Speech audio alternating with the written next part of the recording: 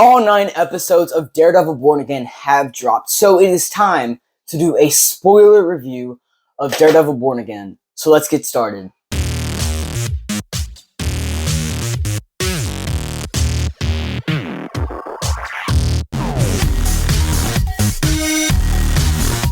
Before we start the video, I just wanted to let you know, yes, I got a mic. So basically, I've seen the comments. I've seen all the comments about great videos, you need a mic. And I've been hearing those, those thoughts. And I've been saying, once I get monetized, that will be one of the first purchases I receive or that I will buy. Turns out I've had one for like 2 years. I totally forgot. My parents got me one when I first started this whole thing. And I put it in my closet. And I found it like a couple days ago, and I was like, oh my gosh, why have I not been using this thing for the past 2 years? That would have been really helpful. That's my bad. But now you will get better quality sound. You will be able to hear me better, and hopefully that will just increase the sound of the video. So, yeah. What's going on, everybody? Welcome back to Geek City, and today we are going to be doing a spoiler review of Daredevil Born Again. So if you have not seen all 9 episodes, you have been warned. If you don't want to be spoiled, go watch all the episodes, then come back here and join the discussion. If you want to let me know what you thought about this show or this season, let me know in the comment section down below.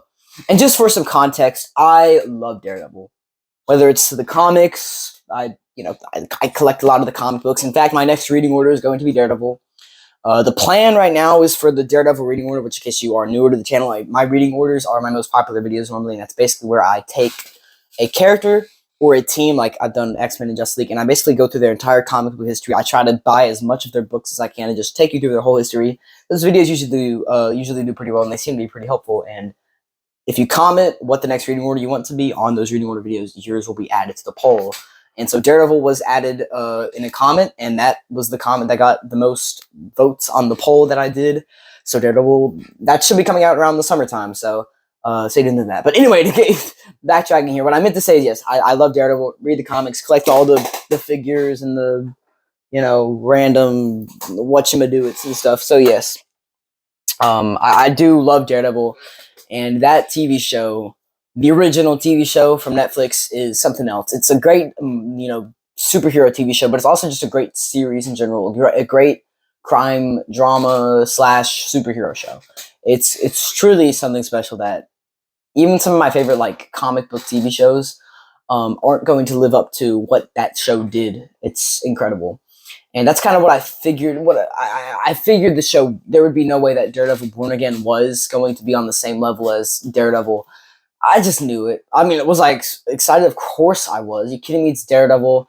And they'd been hinting at it, him being in Spider-Man No Way Home and She-Hulk. Which, no, She-Hulk does not make an appearance, for those who are wondering, who haven't seen it. I know we're all really bummed about that. But yes, I was of course still excited to see what they did.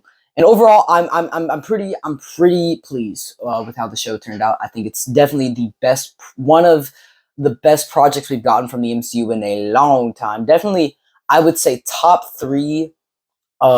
Maybe I need to think about that a little more before I say that. But at the current moment in my brain, of everything I can think of, I think this is definitely top 3 MCU projects since Endgame. It'd probably be this and Guardians of the Galaxy Volume 3, and maybe Spider-Man No Way Home. I don't know, but one of those. But I could definitely say this would be top 3 for me. I really dug it. Was it perfect? No. Is it as good as the Daredevil show from 2015? No. I knew that going into it, it wasn't going to be as good. I'm still pretty positive on the show, and that's what we're going to talk about here. We're going to talk about everything that really comes to mind here, whether it's positives or negatives. So let's just get straight into this. Again, spoilers, you have been warned. So, the first 10 minutes of this whole show was just mind-blowing. On one hand, it's fantastic, and on the other hand, it kind of showed my big problem with the show. On one hand, it's fantastic because you get this great, this really terrifying scene where, Foggy and Karen and Matt are all happy, and then Bullseye comes in and shoots Foggy. You don't know if he's going to die or not. You get this Daredevil and Bullseye fight, which on one hand, it is really cool, the way Bullseye is just, killing random people just because, they're in the middle of a fight, and he's just killing people. On one hand, the fight was cool. On the other hand, the CGI here is bad. It's not bad, but it's spotty. Where compared to the Daredevil show from 2015, they used all like real stunts and choreography. Here, it's a lot of CGI, which on one hand is actually good because you do get to see the Daredevil swinging around the city with his little weapy madoers. But on the other hand, it's a little spotty sometimes. It feels like something from a PS5 video game, which isn't terrible because PS5 games are starting to look really scary, realistic. But it's a little spotty, and I noticed that from the first time that he was swinging. I was like, oh, now luckily, Daredevil doesn't do a lot of CGI fights. In fact, doesn't do a lot for like 4 episodes, which we'll talk about later. But it ends with Foggy dying and Bullseye being pushed off the cliff or off the building. And did I expect Foggy and Karen to be in the show a lot? I didn't really know what to expect. I knew they were going to be in it. I didn't know what to expect when it came to screen time wise.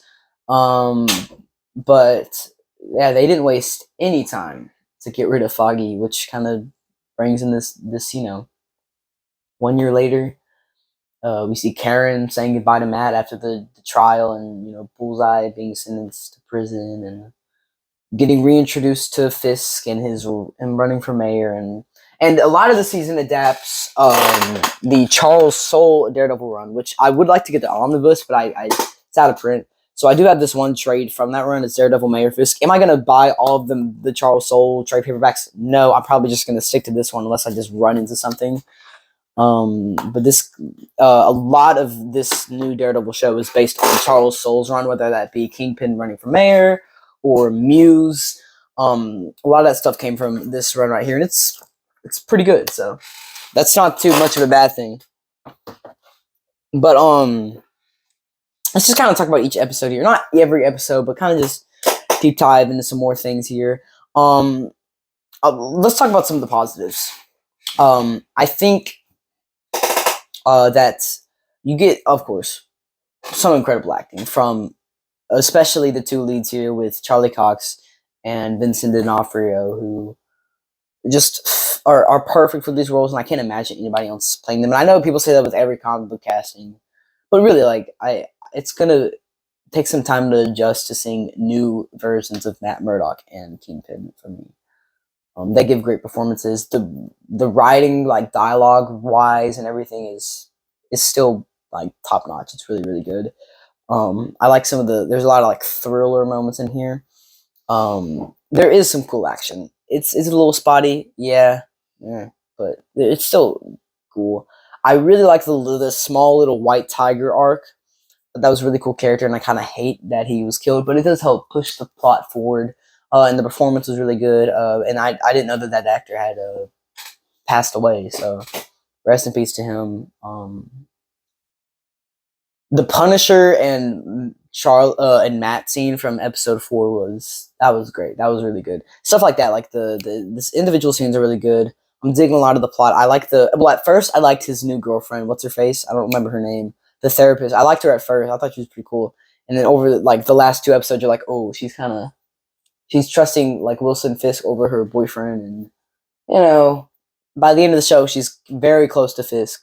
They're working together. I really like what they did with Vanessa.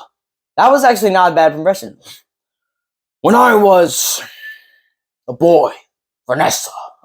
Anyway, Vanessa, Wilson Fisk's wife. I like what they did with her, and one of the twists about how she was the one who was responsible for Foggy's death, which added a lot of just adding to her character. Well, Kingpin is already menacing enough. I appreciate that they gave that extra push for Vanessa, who had already been shown that she doesn't play around, but her being the one that really got the hit out, just because of she's been able to launder money legally, and Foggy was a lawyer who was fighting against that, and he just happened to be in the crosshairs, and that's why he was killed. That's just kind of shows like how much underground evil stuff goes on, where if you're like get close to kind of maybe defeating a little plan, a little scheme, you get killed. I thought that was really cool. And Kingpin and Vanessa's whole relationship with the group therapy, I thought was pretty cool. And then like how she like cheated and he locked up that dude in the cage and then got him killed after beating him up. And I know this is kind of an issue with the show on one hand, but it was also positive where because of the fact that in the first 5 episodes, oh no, okay, something like that. Daredevil doesn't really wear the suit for much. First episode, and then you don't really get much from him. But it's building up to his return in the suit. I understand that the impact is important because if you just had him quit being Daredevil and then like an episode later he's back in the suit, it kind of defeats the purpose of the story here. But on one hand, that does benefit the show because it builds up to something. So whenever he puts the suit back on to fight Muse, you really feel it's like, oh my gosh, he's back. But on the other hand, I kind of miss Daredevil, and I feel like in this show I didn't get enough Daredevil action. Yes, they made up for it with the great writing and the great character moments, but I want a little more Daredevil in my show, and he doesn't really come back till the 6th episode. And even after that, he's not really in 7. Like in 7, he's in the suit for that really cool scene with Muse. We'll just talk about it in a second. He's not really in the suit for 8, and then in 9, he's in the suit the whole time. But that's still not a lot of Daredevil, which I'm fine with. But like, I don't know. I just wanted a little more Daredevil. I really liked episode 4, the bank robber. I know a lot of people are like, "Oh, it's filler," but I need more episodes like that in these TV shows, with just them stopping crimes and stuff like that, like one-off episodes that don't need. Not every episode needs to be like setting up this big soap opera story. Like I'm cool with having one-offs every now and then, like that episode. Muse. Let's talk about Muse. Let's talk about Muse. Someone who's read the Charles Soule comics on ebook and then trades, they didn't do the best job with Muse. Where on one hand, he's a little terrifying. I thought the performance was good. The reveal where we already knew who was going to be Muse, but him attacking the therapist, I forget her name, and then that fight scene in the sewer, and then that fight scene where Daredevil and Muse fight, and then Muse's death, and like how he dies like a portrait. I thought that was pretty cool. But he should have talked. He shouldn't have been a quiet killer.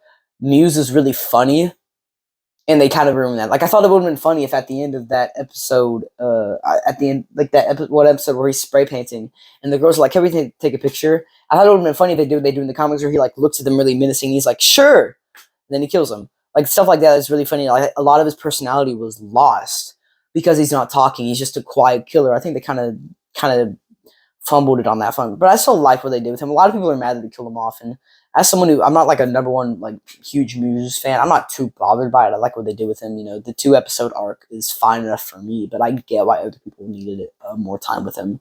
But for me, it was just a reason to get Daredevil back in the suit for the finale. With the Punisher, I wanted a little more Punisher, but I'm glad they didn't overuse him. Um, we got that great scene at episode 4, and then with episode 9, you get some good action here. Like, I'm glad Disney did not hold back from the violence here. Where that's another positive. Where they weren't like Disney wasn't like, oh, it's Disney. We gotta no. They're dropping f-bombs. They're going all out with the violence, which is what we need. We need the violence. It's Daredevil. It's brutal, and Punisher is shooting people in the face through the walls. Shoots that one dude through a table like 3 times, like stuff like that. But we need that in the Daredevil show, especially when it comes to Punisher. So those action scenes were fun. I'm glad that they didn't use Punisher too much. Could have used a little more because it's Punisher, but I'm glad that I think they used him. I'm glad he's not in like almost every episode. And then seeing Karen return at the end was fun. I do think this show kind of ends with like a setting up season 2, which on one hand I'm glad because I need more Daredevil in my life, but on the other hand I do kind of wish it was more like the ending doesn't really feel like an ending. The ending feels like a see you back in a year, like it's like the finale. Bullseye's escaped.